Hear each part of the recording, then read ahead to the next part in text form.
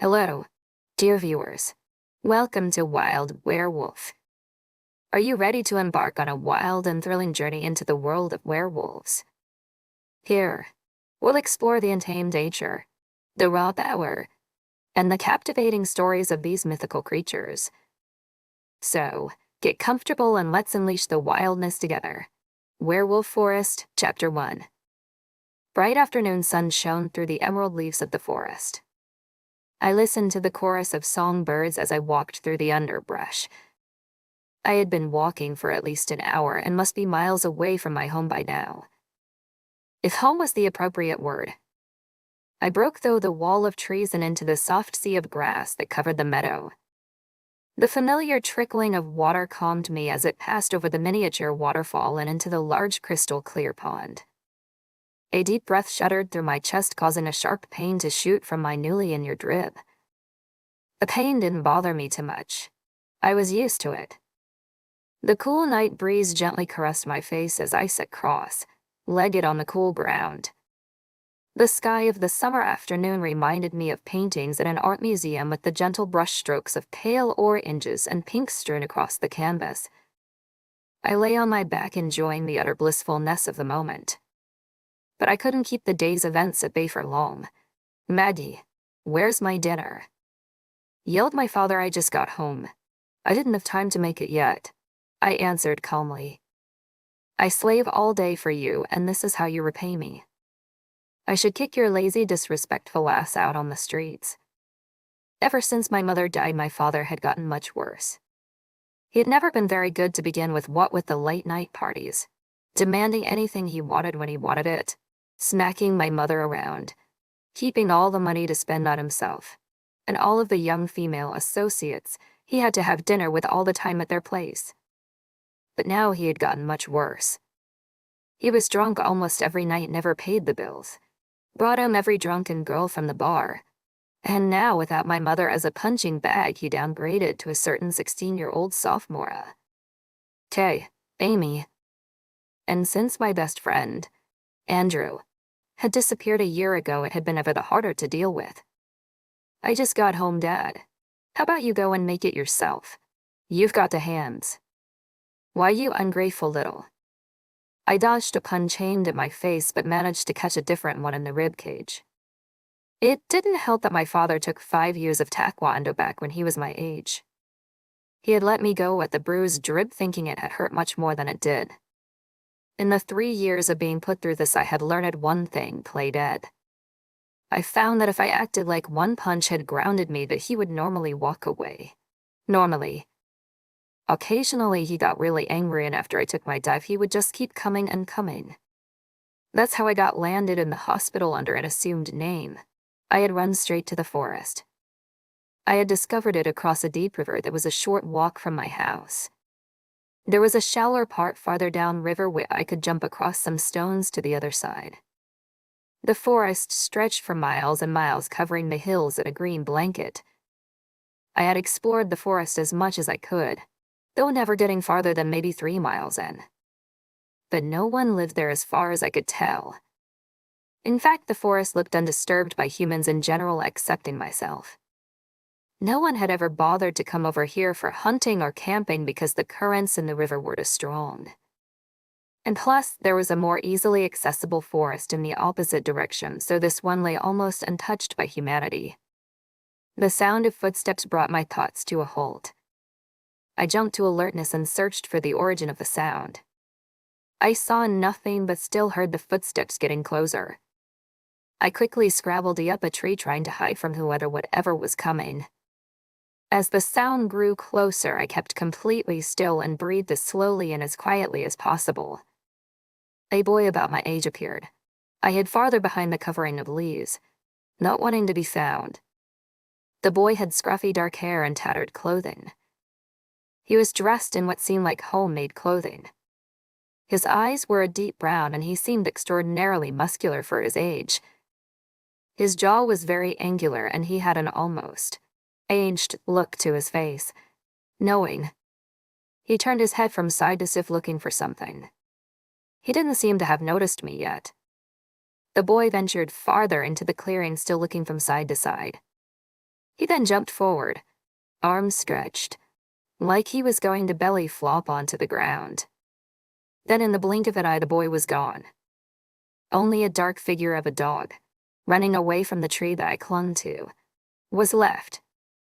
I sat there in my tree perch in utter shock. I did not understand what I had just witnessed. How could it be possible? Maybe I had just imagined it. No, I had just seen a young boy turn into a dog before my eyes. It was crazy, but true. I saw no signs of the dog, boy, so I climbed down from hiding and set off towards the river in my house. I was determined to see this boy again, if for no other reason than to prove that I was not crazy. As I crossed the stepping stones, I stopped at the sorrowful howl of a lone wolf. Werewolf Forest, Chapter 2. I awoke sore, for my father had not been very happy when I returned home the night before. This may have not been one of my hospital visits, but it had been pretty bad. I now had many cuts on my face in the shape of my father's knuckles, multiple bruises on my arms from him grabbing me, and a sprained wrist. It could have been much worse. Yes, but that did not ease the pain. I winced as I sat up, feeling a shock of pain radiate through my body. At dusk I snuck out of the house, clad in hiking gear, and ran towards the river. My mind had not wandered from the dog, boy, ever since his sighting. Who was he and how did he change? Many theories had run their course through my head, but I had still not settled on one. Mutant, science experiment, alien, mythical creature, or maybe, just maybe, I had been mistaken. No, I had seen that boy turn into a dog, no question about it. Oh, come on. It's impossible. You're just imagining things. Am not. R2. Am not. Then how do you explain it, A person turning into a dog. Please. I know what I saw. Well, obviously you don't, because you couldn't have seen that. You're crazy. Then technically you would be, so how about you just shut up? Fine. I will, but don't come crying to me when you figure out I'm right, Tug. I hate having internal debates. Trust me, the feeling's mutual. I reached the creek and hopped across the rocks to the other side. Once there, I ran to the meadow where I had seen the boy. Nothing. No trace of him whatsoever. I ventured further into the forest past where I had ever gone before.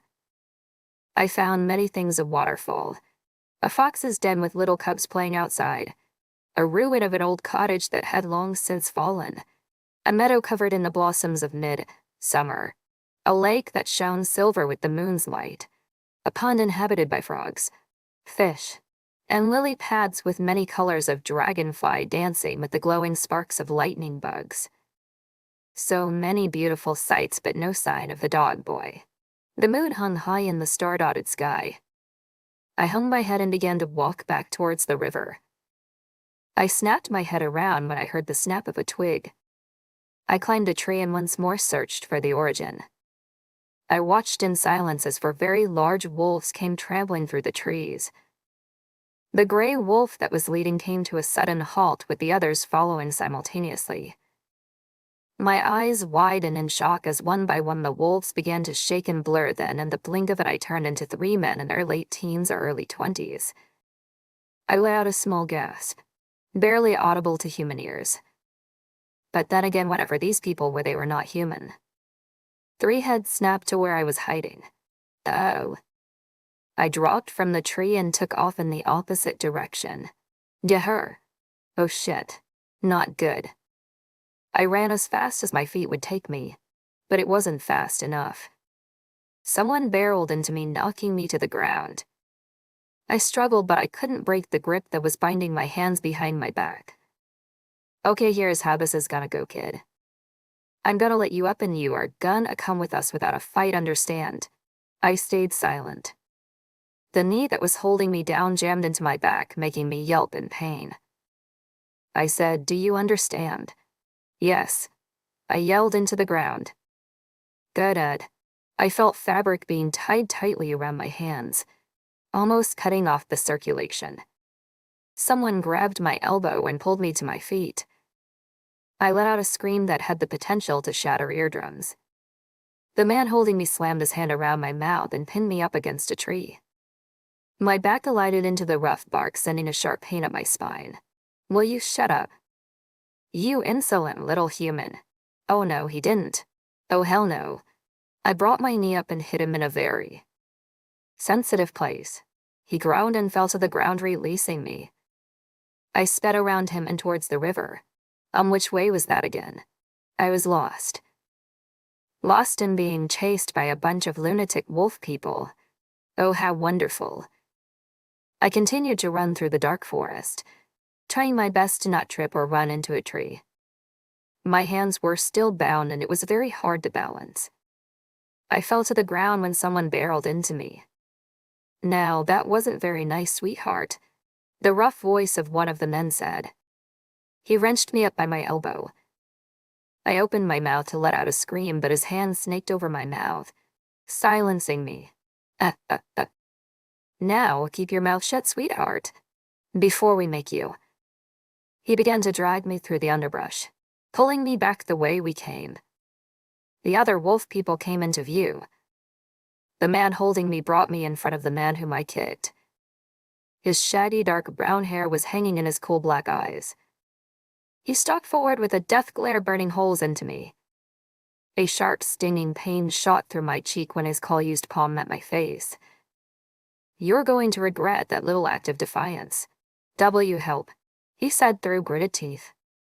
I felt a sharp pain against my skull, then everything went black. I awoke two voices. What are we going to do with her? Well, that all depends, doesn't it?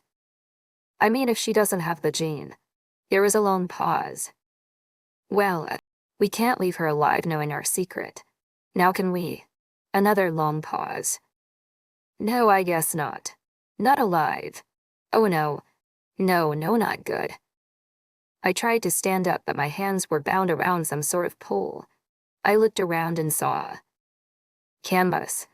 I was in a teepee. The soft light of early morning shone through the small hole in the top. Duct tape kept my mouth closed as I tried to scream. Dude, you are so screwed. Will you shut up? You are not helping. I struggled and to no avail. I wasn't going anywhere, hey. Danny. She's awake. All three men from before came in, with the shaggy brown-haired one leading. Well, hello there, the leader said. So glad to see you up. I'm Danny, by the way. I just stared at them, scrutinizing every feature. The one called Danny was tall and muscular, probably in his mid-20s. His eyes were a deep brown that was almost black, but a small glint of red hinted at the edges of the pupil. His face was strong and angular, all hints of childhood roundness gone. A mocking grin spread across his face with glistening white teeth under the tan skin. He wore only a pair of cut-off jeans. His feet were bare and covered with dirt. They all looked frighteningly similar, except that the one to his left had blonde cropped hair and the one to his right had a light brown buzz cut. They dressed the same too. Sheet of sweat covered their extremely muscular chest. This is Jason. He nodded his head to the blonde on his left. And Gage, he jerked his thumb to the guy on his right. Now we just need to run a few tests. The one called Gage knelt down beside me. Light glinted off something Mata LIC as he pulled it from his pocket. As he advanced the object towards me, I recognized it as a Swiss Army knife. Shit. I pulled away from him, flailing my legs in a desperate attempt to escape. Jason came to his aid and held my shoulders, keeping me still. I couldn't fight against his strength. Gage dug the knife into my forearm, letting my blood drip onto a metal plate. Jason released me and they both walked back to Danny. Gage studied the plate, turning it side to side in the sunlight. He nodded his head to Danny. Good, Ed. Well then, no time to waste. He rubbed his hands together, and in the blink of an eye, Jason was holding me still with Gage pulling my head to the side, exposing my neck. Danny lunged and placed his mouth against it. He bit down, sinking his razor teeth into my jugular. A horrible burning pain began to seep through my veins, pulsating through my body until every part of me was on fire. And then, as quickly as it began, The burning stopped. Suddenly I was floating in a cool ocean, just lying on my back, drifting with the waves. I began to sink in the water. I tried to swim back to surface, but I couldn't find my arms or legs. I sank deeper and deeper, pressure growing every second. My lungs burned for air as I was crushed by the weight of the water. Down, down, down, farther and farther I sank deeper and deeper into darkness and death. My lungs were on fire, begging for air, but I could not resurface. Deeper and deeper the pressure grew, smashing me like a can at a trash compactor. The pressure grew and my lungs burned for air, yet neither did death nor the bliss of unconsciousness claim me. It was now pitch black and the pain was getting worse and worse, and then suddenly I broke surface. Werewolf Forest, Chapter 3. I jolted awake, gasping for air. I was lying on a cot made out of a few blankets piled together. My hands were still bound behind me. I struggled with them only to realize that instead of cloth, a pair of handcuffs enclosed my wrist. I laid back down, exhausted. I smelled 3 people walking to the tent. Matt Spidey, my faded mate. Lights flashed around me and my wings spun with the beat of the heavy techno music the DJ was playing. Smelled them. I looked around at the tent, seeing every stitch in the cloth and every line in the sticks holding it up. I could smell the dirt, the forest, sweat, something burning, everything. And my ears picked up the smallest of sounds, even a small mouse nibbling on a seed over 100 feet away. I heard multiple pairs of lungs inhaling and exhaling. A sloshing, thumping noise came closer and closer. Danny, Jason, and Gage strode, in perfect formation, into the tent. "Well, it's good to see you awake." Danny smirked at me. He knelt down beside me and the sloshing, thumping sound got louder. Thump slosh, thump slosh, thump slosh. Then I recognized the sound. I was hearing their heartbeats. "What the hell did you do to me, you bastard?" I spat. "Oh, now that's not very nice. You're going to have to learn a little respect." He grabbed my arm, bringing me to my feet. "Now listen here. W help. You are to refer to me from now on as sir. You will do anything and everything I, Jason, or Gage tell you to. Do you understand that? I'm not doing anything you say. Not until you give me some answers. You are in no position to be making demands. Like I said, give me some answers." I said, completely ignoring him. "What the hell did you do to me? Why is everything so clear?" He frowned at my defiance. "We changed you. That's what happened. Welcome to the world of werewolves, kid. Werewolves. So that's what they are. But what about the whole full moon thing? Last night wasn't a full moon." "Well, Tinsel, town isn't known for its accuracy." "Wait. Changed me. Does he mean I am a..." "Why, you did W. What to me?" I stammered. "You're one of us now. Congrats, kid," Gage said in a cold tone. Danny dragged me out of the tent with Jason and Gage on his heels. I was too shocked to protest. The moon was high in the sky once more. It may have been nighttime, but I could see everything perfectly clearly. Like daytime, just with odd hues, off blues and grays instead of the usual vibrant greens and browns of the forest. My eyes took in every detail of the small camp. Different sized teepees were spread throughout the clearing. A few people were walking about, all extremely similar in looks to Danny, their faces just as cruel. They took me into the trees, the camp disappearing behind moss and brown bark. On the other side of the tree line was a small flat meadow. "This is our training field. Jason and Gage will teach you here." "Teach me what?" I said in a dead voice. "Fighting, hunting, shifting, the basics." I nodded my head. I was surprisingly unsurprised at all this. Or maybe it just hadn't hit me yet. "Jason." Danny handed me off to Jason and left the clearing. "Okay, kid. Here's the deal. We're going to take the cuffs off of you, but no running." "Got it." "CUZ, we will catch you, and Danny has quite a temper." I nodded my head yes. The shock had washed from my mind, and now the gears were turning again. Brute force wasn't going to work with these guys. I needed to be stealthy and cunning if I'd escape this place. I would do what they said. Max Brady, my fated Nate. White splashed around me, and my wounds spun with the beat of the heavy techno music the DJ was playing. They unlocked the cuffs and I rubbed my chapped wrist. "Alrighty then. We're just going to work on getting you comfortable with your new senses for now. After all, you did just wake up. Come with me." He walked back into the tree line and sat with legs crossed about 3 feet in.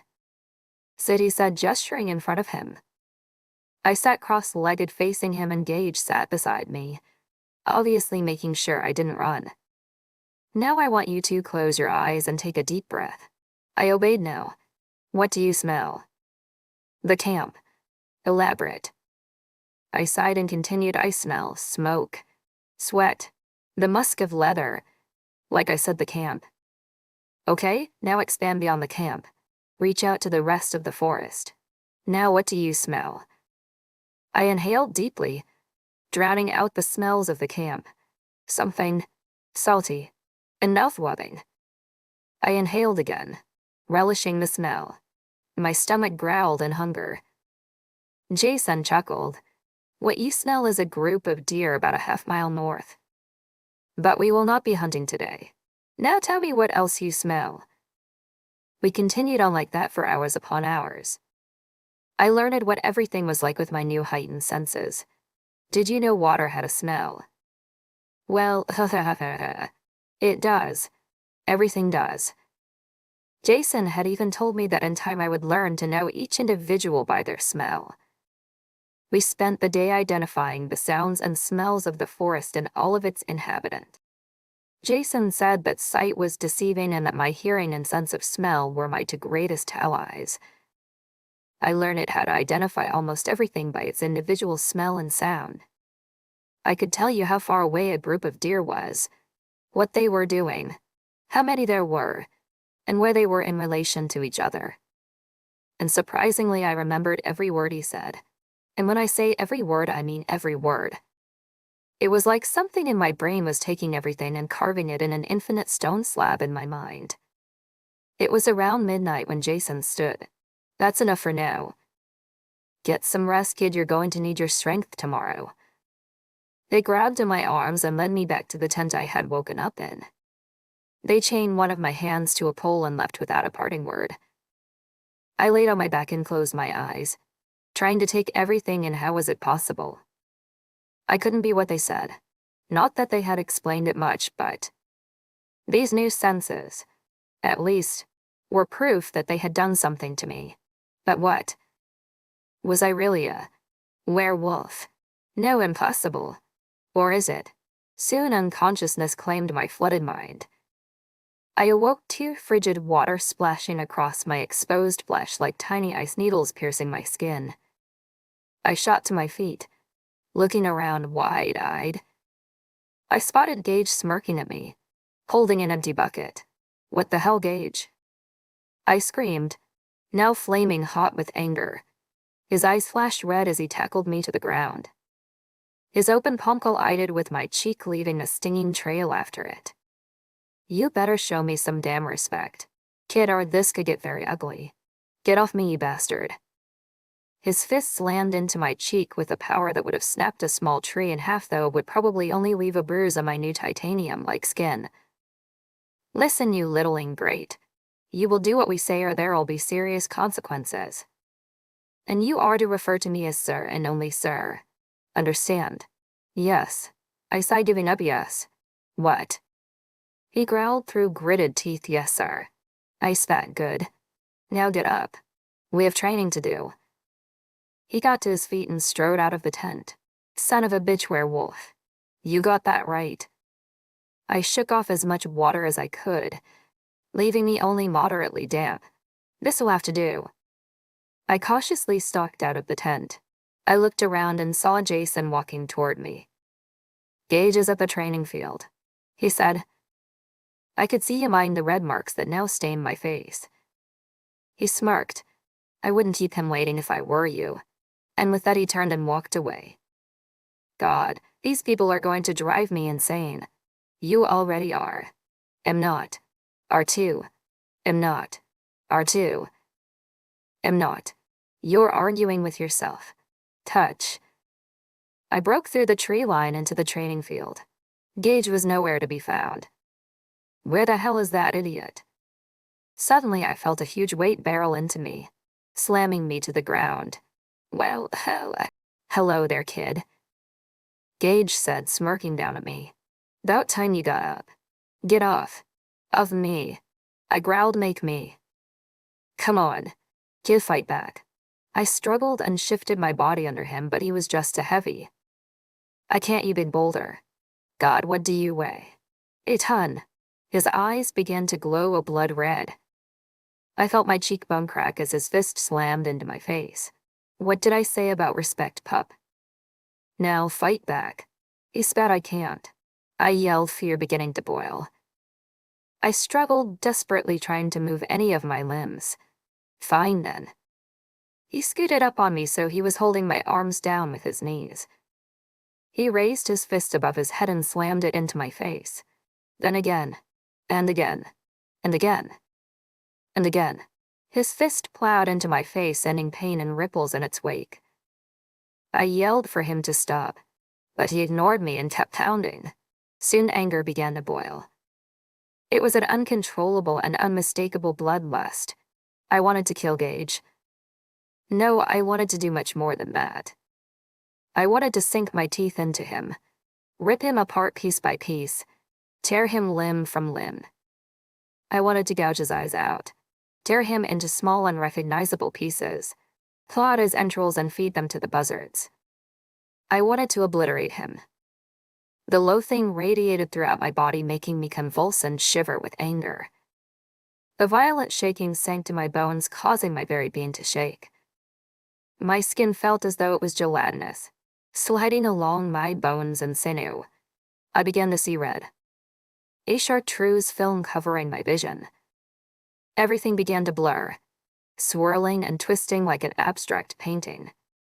My chest was vibrating, my heart practically beating out of my chest. Then, suddenly, I exploded. Werewolf Forest, chapter for Gage flew across the clearing into a tree, snapping it in half. I stood, eyes blazing, waiting for my opponent to get up, but he stayed down. I growled at him, ears flattening in anger. Get up, you coward. Fight me. A deep, threatening growl radiated through my chest. I crouched down on my front paws, waiting. He stayed sitting on the ground, staring up at me with a pleased grin. I'd had enough of this. I grabbed my enemy in my jaws, tossing him about like a chew toy. I flung him high in the air and caught him again on the way down. I threw him to the ground, placing one giant paw on his chest. Now you die. His bones were not that strong. If I just pressed a little bit harder. Stop. Why should I? Listen to yourself. Look at yourself. What do you mean? You have paws and. You're not supposed to have paws, dumbass. I looked down where my paw was poised against Gage's chest. My paw. I stepped back, almost tripping on the extra defeat. What? What happened? I trampled over to a small pond looking in the reflective water. I staggered back, thinking it impossible. No. What I saw in the pool was a giant wolf's head. The fur was a silvery white with an odd black Egyptian-like marking over one hand-sized grayish gold eye. My jaw dropped, as did the wolves and the water. It's me. My feet, or paws, stared running before I had even decided to. They took me faster than I could ever run before, faster than the fastest runner in the world, faster than a car, faster than a speeding bullet, faster than light. I ran and ran, my paws seemingly never touching the ground.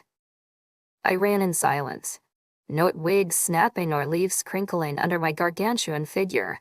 Silence. I limped to a stop, starting to break down in panic. My heart was flittering. my mind racing with a million questions with no answers in sight. I lay on my side and placed my head against the cool ground. My mind stuttered to a stop, sending me into blackness. Help me. I screamed to the darkness. Please help me. Someone. I plowed through the forest away from my dark-figured pursuer. Help. I ran as fast as I could, but the figure was faster. I could feel it gaining on me, its huge paws crushing sticks and leaves, its hot breath at my neck. It jumped me, plowing my face into the cold, unforgiving ground.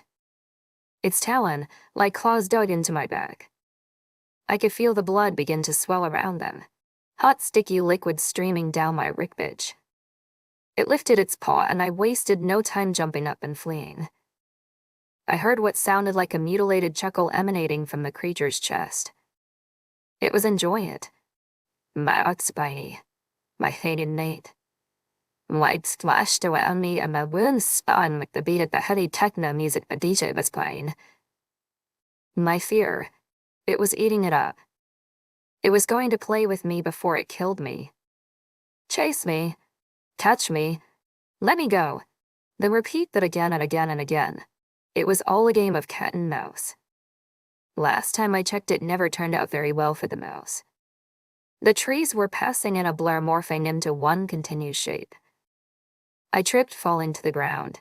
The figure stood, snarling, over me. Aetithy, mocking grin formed with its foaming jowls. I began to shiver and shake, convulsing violently. My mouth began to foam like that of the creature's, a yellowish, white froth bubbling from my bloody lips. A burning icy ice poured through my veins, freezing me from the inside out. My bones began to break and snap, joints bending backwards and curling in on themselves, trying to form to an alien shape. My muscles and tendons ripped and reformed. My skin tore from me completely, growing new. The figure chuckled, enjoying my agony. I folded myself into the fetal position, spine bending and breaking to accommodate my new shape. When the transformation was completed, I stood on my forepaws, staring at my pursuer. It looked to me, an accomplished look on its face, more strode in, forming a circle around me. Their tails lay in moving behind them in a solemn form, ears flat against their skulls. A serious and almost sad look filled their glowing yellow eyes. You're one of us now. I could not discern the speaker from the throng of overgrown wolves. No. I whimpered as they closed in around me. What's happening to me? I awoke slowly, eyes fluttering open. Where am I? I thought groggily. Then abruptly I recognized my surroundings. My Spidey, my fated mate. White splashed around me and my wounds spun with the beat of the heavy techno music the DJ was playing. DJ vu much. I was back in my tent, chained once more. God, do these freaks have a bondage fetish or something? Geez, but something was different. There was something around my neck. I flipped my arms under me so that I could properly use my hands. I felt the thing around my neck, trying to discern what it was. It was metal and seemed to have a lock in the back. A collar. Why is there a collar on me? Air us. How the hell should I know? Wait a second. What the hell? I was no longer in the cloths I had come here in. Oh no, that would be too easy. I now had on cut-off jeans and a bra. That's it. Oh my God. Those bastards changed me. Those perverts. When I get my hands on them, I swear I'll. Hey, what happened to you being the non-violent side? I converted. Where's my shirt? How the hell should I know? I don't know anything you don't know. We're the same person, dumbass. Well, in that case, you just called yourself a dumbass. Dumbass. Oh, shut up. You just told yourself to shoo. Hey. Will you focus, please? We have more pressing matters than how stupid we are. All right. Well, hell, what now, genius? Well, I would suggest we find Danny and the rest of the knucklehead gang. Maybe they'll finally give us some answers. Well, it's better than nothing. By now I had accepted what I was. I know sudden right. Well, I had thought about it and there was just no denying the events of last night. Or was it last night? How long had I been sleeping exactly? Well, hell. Anyway, I had accepted it and moved on. I was a werewolf. Now I had to get out of here. It had occurred to me that I had newfound strength and speed and I could easily escape this place. But then I thought the other people in this place have that same strength and speed and there's about 20 of them. So yeah, fighting my way out is not such a good idea at the moment. I pushed the flaps of the tent aside with my bare shoulder as I walked out. A few of Danny's men were scattered throughout the camp and I instantly flushed red, feeling extremely self-conscious. Surprisingly, I was not even moderately cold out here despite my lack of shirt. I advanced through the camp to the largest tent with all the men eyes burning into my back as I walked. The gargantuan tent, well, gargantuan compared to the other tents anyway, had to be Danny's as it was the only one big enough to fit his considerably large ego. I pushed the flaps aside once more and entered the tent. Danny, Gage, and Jason were sitting on the ground in a small circle talking among one another. They stared up at me, slightly surprised. Their eyes lingered on me a little too long. I shot Gage a dirty glare and quickly turned my attention to Danny. Danny, I said coldly yes. Would you care to give me some answers? Please, I had to force that last word out. Finds it. I sat outside the circle trying not to fall on my face with my lack of free hands. Ask your questions. Well, for starters, could you? Please take these off. I stretched out my arms toward him, again having to force that word out to those mongrels. Can you promise not to run again? I thought for a moment. Hell, I can't promise that. Well, sure you can. Just break it. Who cares? These bastards deserve to be lied to true. Yes, I promise, I said with the most convincing tone I could conjure up. Danny eyed me skeptically. Nice try, kid. But I can tell when I'm being lied to. Damn it. Well, there goes that plan. Fine, I said, dropping my hands to my lap. Now your questions. He asked, okay, first of all, what's with the collar? It's so you can't phase on us like that again. Phase. Well, I guess it's as good a word as any for turning into a giant mutant dog. How does it keep me from phasing? Jason turned to me. That collar is made out of a mix of iron and silver. I'm sure you have heard legends of werewolves, and in those legends they say something along the lines of being allergic to silver. Well, that isn't true. It doesn't hurt us, but we can't manipulate it. You see, when we phase, what we're wearing, sort of, disappears. Yes, Danny continued, obviously annoyed by Jason's interruption. They go into another dimension of sorts. That's why we wear so little. It's easier to transfer that way. But we can't manipulate or break silver. So if you try to phase with that collar on, you would snap your pretty little neck. Gage sneered. Oh, I can think of at least one neck I would like to see snapped. Gage, I growled. A deep rumble of thunder began to rattle from Gage. He leaned toward me, ready to spring. Jason sprung to action, putting himself in between Gage and me. They both bared their teeth and snarled menacingly at one another. Danny put a hand on both of their chests and shook his head at them. Gage sat back but glared daggers at me. Jason went back but kept his shoulders slightly turned in a defensive-like manner. Okay, did I just imagine that, or Jason just tried to protect me? I think he did. Weird. Maddox Brady, my fated mate. Lights flashed around me and my room spun with the beat of the heavy techno music the DJ was playing. Danny cleared his throat. Actually, you wouldn't be able to phase at all. Your body simply wouldn't let you. Anyway, any other questions? Yeah, just one.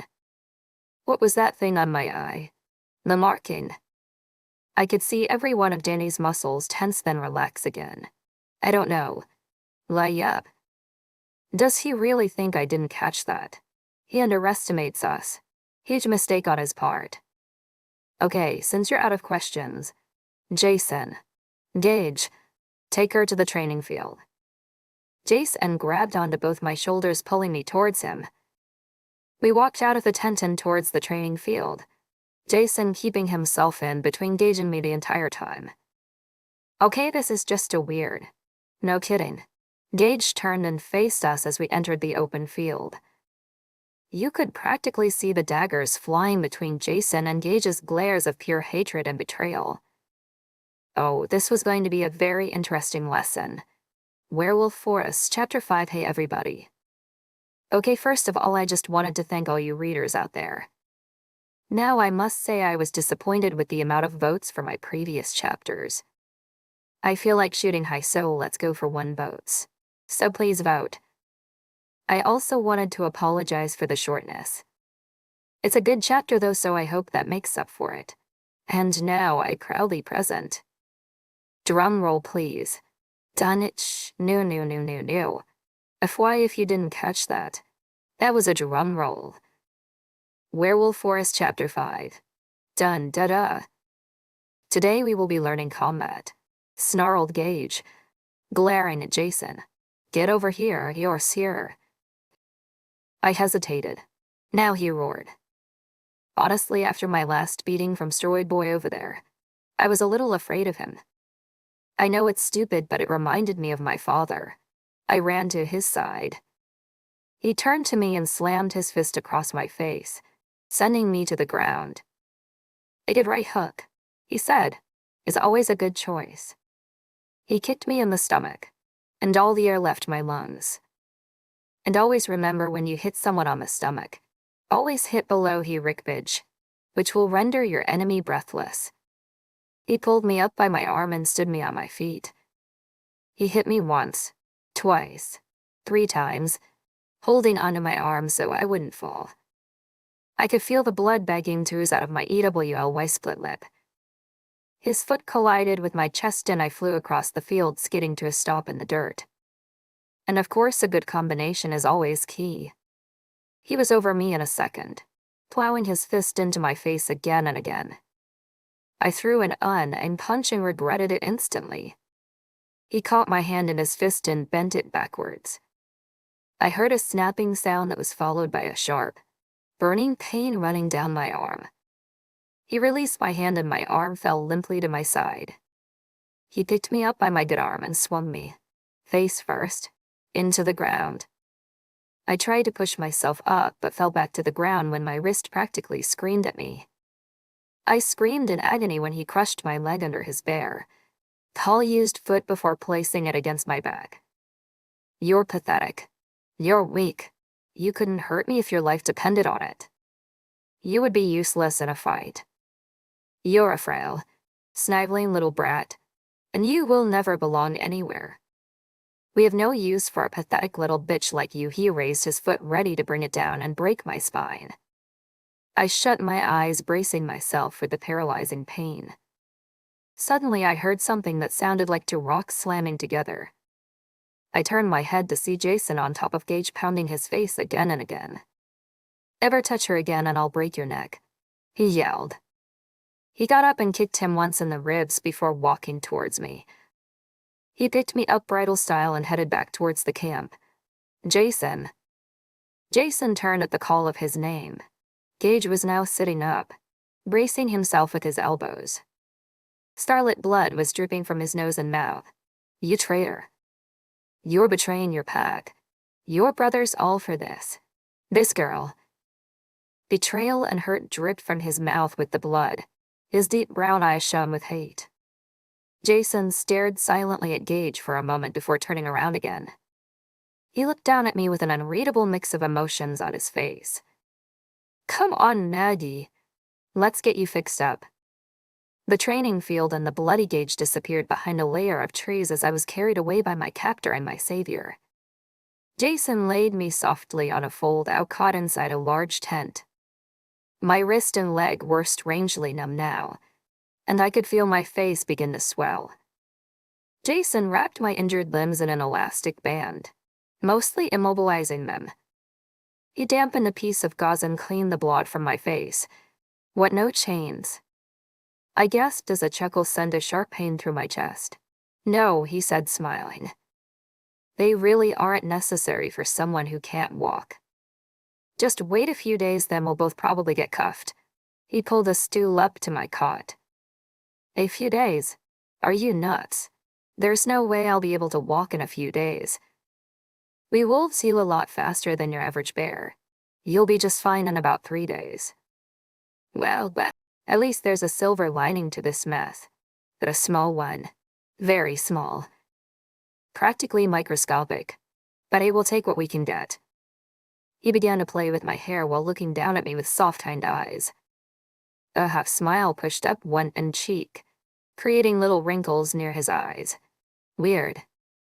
Already letting that go. One question at a time. Jason, I asked, scrunching up my forehead.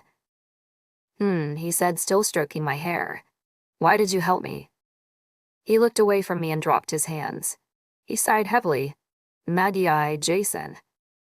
Danny's voice rang in my ears. He burst through the tent flaps and locked in on Jason. Outside. Now Jason sighed again and followed Danny outside the tent. Thankfully, the canvas wasn't that thick and I could hear what they said. What were you thinking? Yelled Danny. Light shone through the canvas, making their shadows visible to me. I could see Danny's arms fly up in anger. He's beta. You can't just go beating up your superiors. You didn't see what he was doing to her. Frankly, I don't really care. And neither should you. You never have before. You've watched tons of pups go through gauges training and you haven't said a goddamn thing. It's different how. Please, do tell. Danny's voice was dripping with sarcasm. Jason's head fell. I couldn't.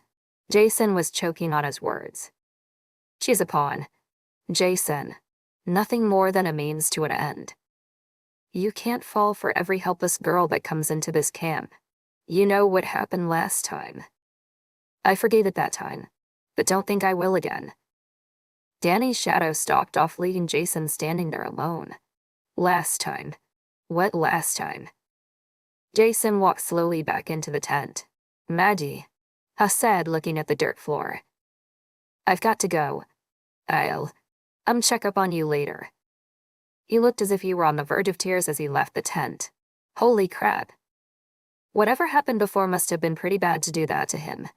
Yep, really bad. Werewolf Forest, Chapter 6 important. Please read Nemo. Okay, in case you guys didn't notice on other chapters, in this story Maggie has internal debates with herself. Now, for some odd reason Wattpad doesn't do the whole idacilized or bold thing. Why? I have no idea. Normally I use plain italics for her thoughts and italic, bold for the other voice thing. But since I can't do that and it's starting to get a little confusing, I will use quotes like this around her thoughts and these around her other thoughts. Okay, sorry. I know it's weird, but it'll get more confusing otherwise. Okay, now I think I went all high on my last vote.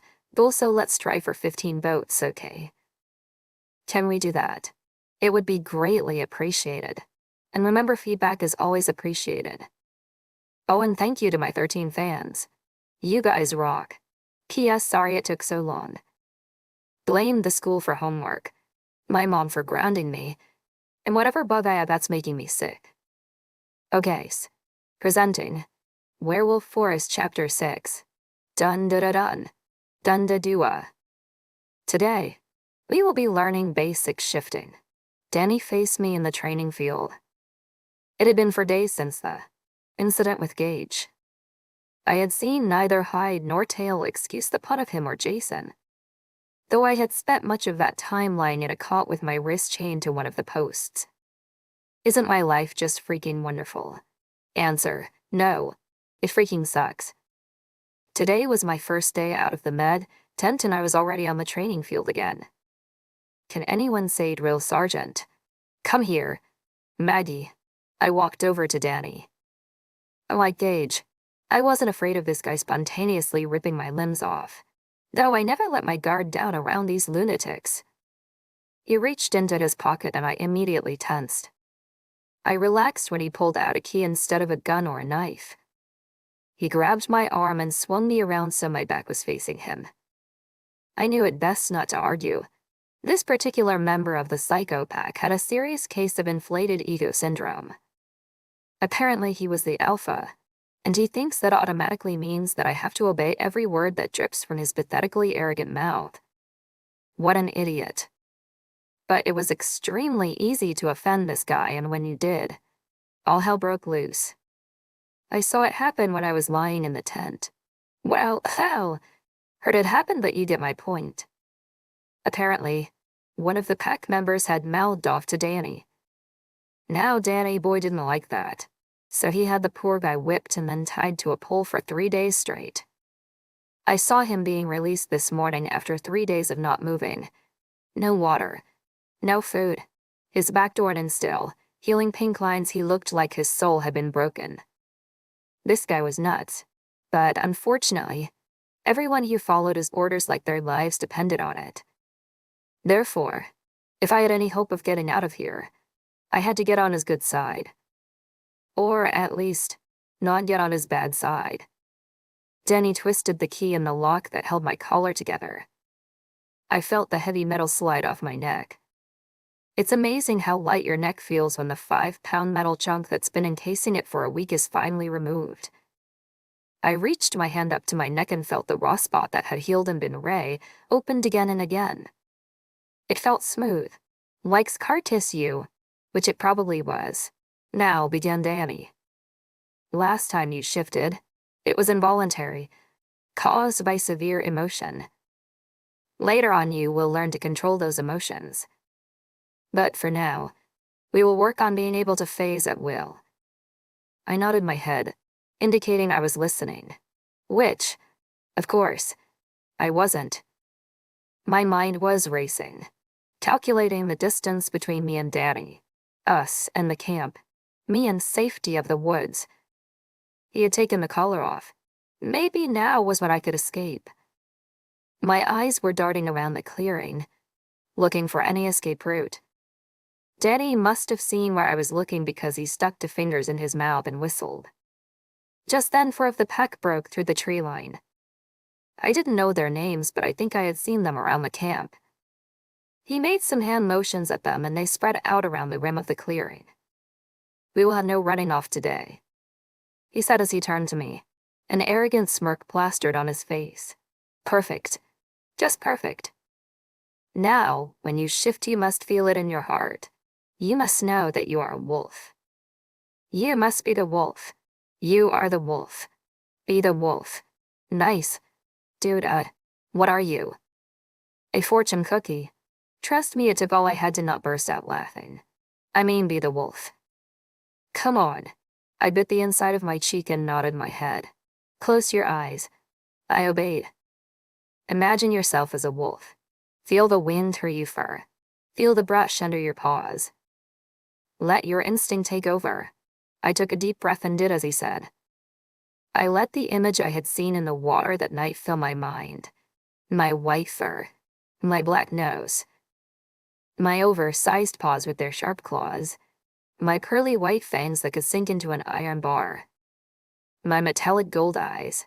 The odd black marking on my left eye. I breathed slowly and out, clearing my mind of all but these thoughts, letting my other half take over. My wolf half. Everything went silent. It was like I was in an abyss, no light, no sound. Nothing. A year could have passed, or it could only have been seconds. A sharp pain radiated through my body, starting at my head and leading down to my feet, like someone was dragging the edge of a knife down my spine. I shuddered at the tingling sensation the pain left in its wake. I felt odd release somehow, like I had just sprung out of a cramped cage that had held me for a long, long time. I opened my eyes to see a white muzzle in place of my normal to nose. So many sensations bombarded my brain at once. The afternoon sun shining a dull orange to the west, the sounds of the birds as they sang to one another in chirped choruses, the dank smells of the newly wet leaves and bark from the rain the previous night, the feeling of the grass under the pads on my paws. I had done it. I was a wolf. I breathed deep again, loving the feeling of my new body. It felt natural, like I was supposed to be like this, as a wolf. It felt right. I looked to the trees. I suddenly had the urge to just run. Not to escape, just to feel the wind caress my face as I ran faster than any roller coaster could ever take me. To feel the brown barley brush my paws as I soared through the maze of trees. To feel the adrenaline of running as fast as my toned super muscles would allow. All I wanted in that moment was to run. Good. Danny's voice snapped me back to reality. I looked to my side to see him with the normal arrogant smirk on his face. In time, with practice, you will cut your phasing time down to a matter of milliseconds. But it was not a bad time frame for a first-timer. He looked me over and seemed to settle on my left eye. He stared, perplexed, for a reason I could not understand. His eyes were intent, thoughtful. His forehead crinkled in thought. I sat on my haunches, waiting for him to speak again. Someone cleared their throat and Danny snapped out of it, shaking his head in an attempt to focus. He trained his eyes back on me, but this time he was simply making eye contact instead of scrutinizing my face. Right. Well, hell. Now phased back. He still seemed a little out of it.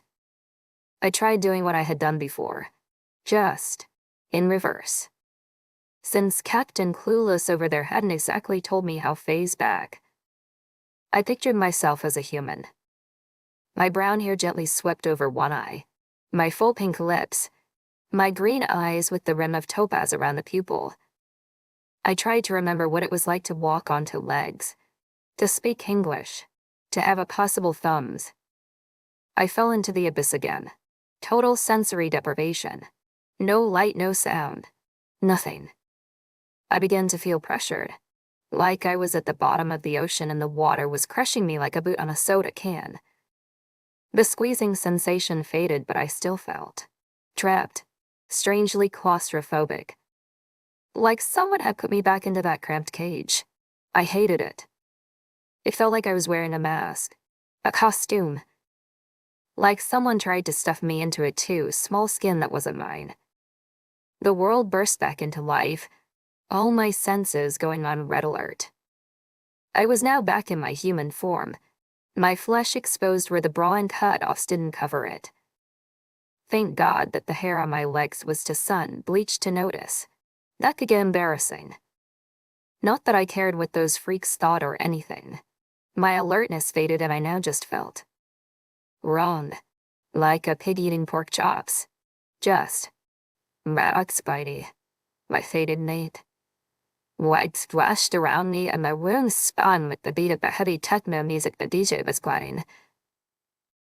I looked up at Danny, since he was a good 6 inches taller than me, if not more, now phased back. He said, "Are we playing Simon Says or something here?" It went on like that for hours. I would shift back and forth. Back and forth. It was boring, really.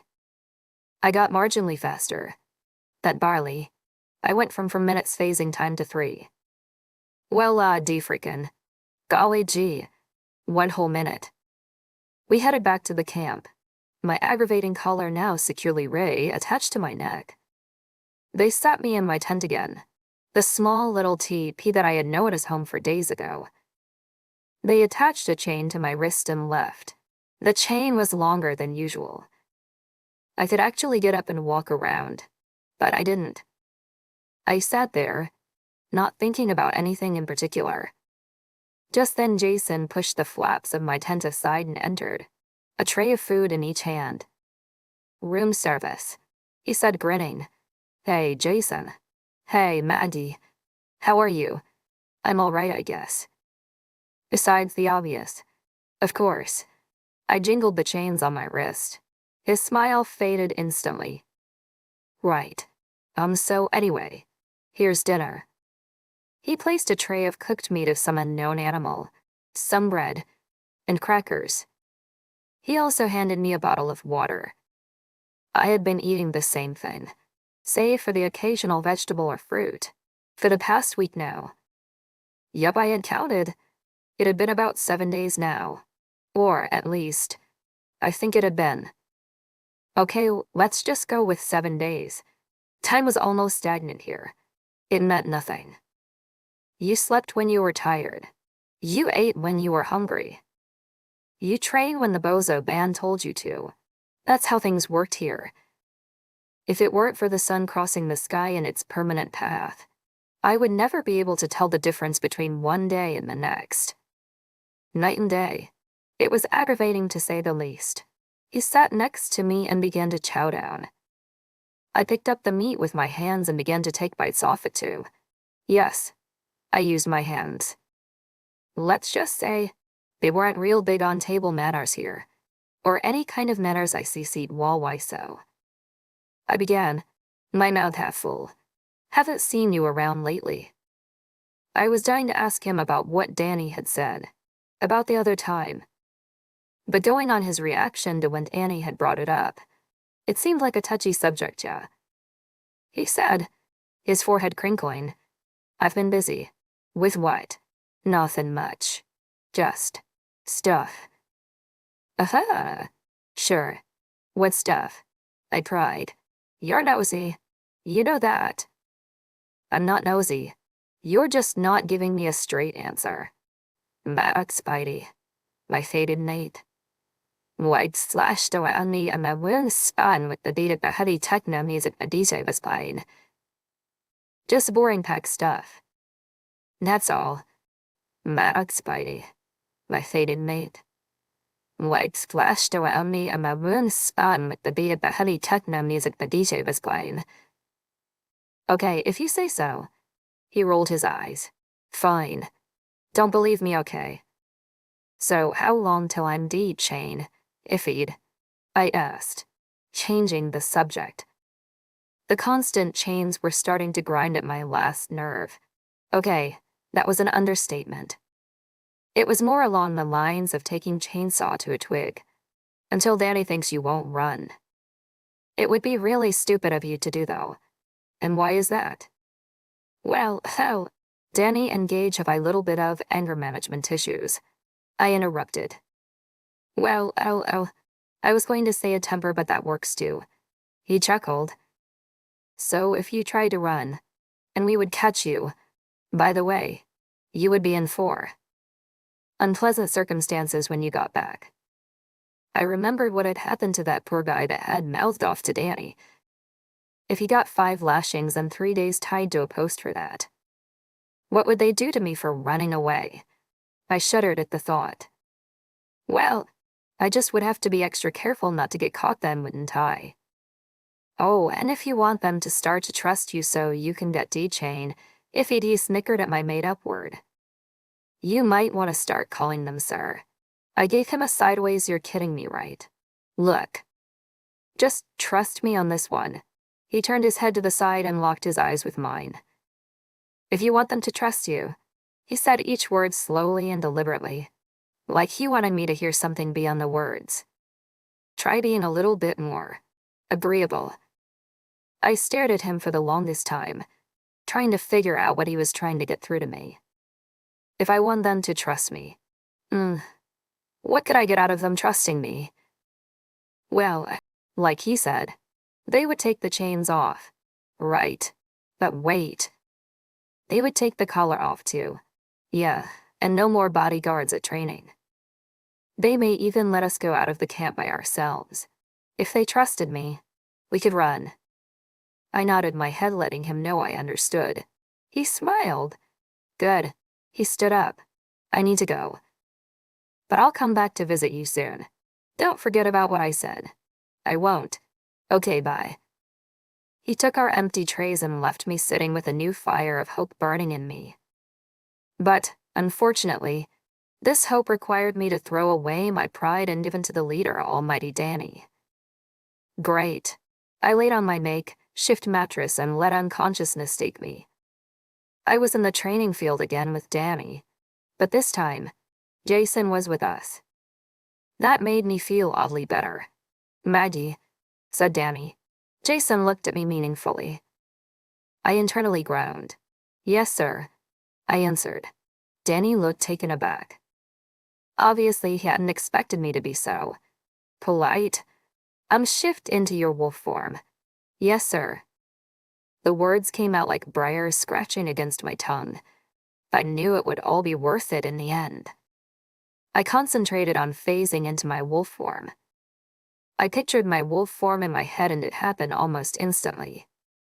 The pain of the knife dragging its sharp edge down my body, the strange abyss, the final burst of sensations. It was like doing it in fast forward. It only took about a minute or two. I opened my new golden eyes and waited for my next instruction. Denny nodded his head approvingly. Now phase back. This is going to be a long day. 2 weeks had passed now. My plan was working. I got new freedoms every day. I called Danny and Gage by sir all the time, and they seemed to think I had finally accepted my fate here. Yell like that's ever going to happen. I was now allowed to walk around the camp, instead of being chained in my tent all the time. The collar was still on, and there were always at least 2 people at the training field with me at all times. But hey, it was progress. Each day was much the same. I would train, eat, sleep, and hang out with Jason. That's right, hang out with Jason. He and I had become good friends. We hang out every minute we had spare. But, unfortunately, with Sergeant Overkill's training schedule, I didn't have that much time. It actually, though I hate to admit it, wasn't as bad here as I had originally thought. Of course, I was still going to run away, but still. Once you get past the whole kidnapping thing, it wasn't that bad. Jason and I were walking in the woods together. It was midday, the sun at its peak in the sky, making the leaves shine like they had tiny crystals embedded in them. We were just walking, enjoying the sounds of the forest, when we came by a small lake. I had never seen this lake before. It was beautiful. It was crystal, clear blue, and didn't seem to have any fish. There was a rock formation, maybe about 7-8 feet high. A small amount of water flowed over the rock, creating a waterfall. The water foamed white where it met the lake. I then realized the only thing close to a shower I had since I was kidnapped was pouring water from a canteen over my face and head to get some of the grime out. Hey, Jason. I stopped and grabbed his arm. Yeah, you up for a little swim? The water felt great. I rubbed my arms, legs, hair and face, trying to get off as much dirt as I could. I looked around. Jason was nowhere to be seen. Jason, I called. Cannonball. I turned around to see Jason just as he leapt off the waterfall and hugged his knees to his chest. He landed in the water with a giant splash, showering me with the spray. He broke surface laughing. His laugh was so light, like wind chimes, yet it was deep and robust, seeming to vibrate the water along with his chest. It was a contradictory all in itself, but in an alluring way. I laughed too, loving the feeling of freedom. We swam and laughed for hours before a young boy, probably from the pack, walked into the clearing. Jason, sir, Danny said he wanted the girl. That's Grady, my fated mate. Light splashed around me and my room spun with the beat of the heavy techno music the DJ was playing. The girl had a name, you know. All right then. You are dismissed. The boy ran out of sight. What do you think Danny wants me for? No clue. I just hope it's a good thing. You and me both. We got out of the water, our cloths soaking wet. The air was warm, so we were not cold as we walked back through the brush to the camp. We got to Danny's tent and he was there waiting for us, along with Gage. Hello, Maggie. Jason. Danny nodded his head at both of us. Sir, Jason and I said in unison. Maggie, you have been doing well in your training, and have been behaving well. Thank you, sir. I said, smiling. And therefore, I believe that collar is no longer necessary. Yes. He walked behind me and unlocked the collar. He put it in a box in the corner of the tent. "Continue this behavior," he said, turning back to me, "and we will not have to get it out again." He smiled at me, actually smiled, like a proud parent whose child just got on the dean's list. Proud, not his normal smug, arrogant, or mocking smile, but proud, happy. An odd feeling of pride welled up inside me. "Yes, sir. Good. Now you are dismissed." Jason and I left the tent together. They trusted me. They wouldn't expect a thing. I could escape, but did I want to? Thank you all for joining me in a wild world of Wild Werewolf. I hope you had an amazing time. Don't forget to subscribe, leave your comments and likes, and come back for more wild adventures. See you next time.